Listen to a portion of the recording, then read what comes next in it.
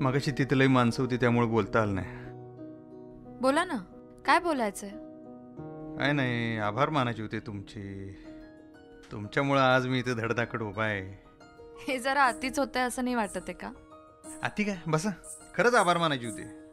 आभार मानून पर्क करणार आहे का मला? परका असं नाही, पण आता मनापासून वाटतंय ते सांगितलं. आता जे शब्द सापडतात ते हुडकून आणले इकडून तिकडून आणि मास्तरीन बाईंसमोर ठेवले. शेवटी मराठीचे शिक्षिका, आपण त्यांच्या पुढे काय बोलणार? खरंच की आमच्यासाठी तुम्ही एवढा स्वतःचा जीव धोक्यात घालला चेष्टा नाही. हे बघा, तुमच्या केसाला जरी धक्का लागला तरी मला चालेल का?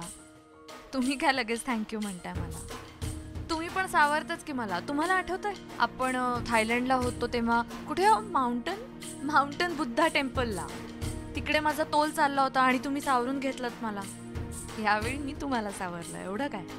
भारी गेले नाही 4 दिवस आपले.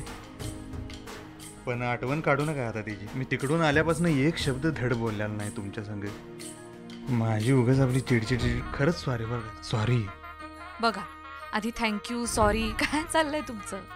तसं नाही हो. आता बघा, परत तेच जे मनापासून वाटलं ते बोलतोय. आता जे शब्द सुचतात ते मी बोलतोय तुमच्या संग. मी खरं सांगू का, मी स्वतःला शांत ठेवण्याचा ह्या दिवसांमध्ये लई प्रयत्न करतोय, पण मला एवढी चिडचिड होत्या का नाही, मग कुणावर तरी राग निघतोय. आणि एखाद्यावर चिडचिड झाली का नाही की मग परत माझी आणि स्वतःवरच चिडचिड होत्या. का चिडलास त्याच्यावर, असं मी स्वतःलाच विचारते. आईसाहेब सापडत नाही तोपर्यंत हे असंच होणार बघा. खरंच तोपर्यंत मला समजून घ्या प्लीज.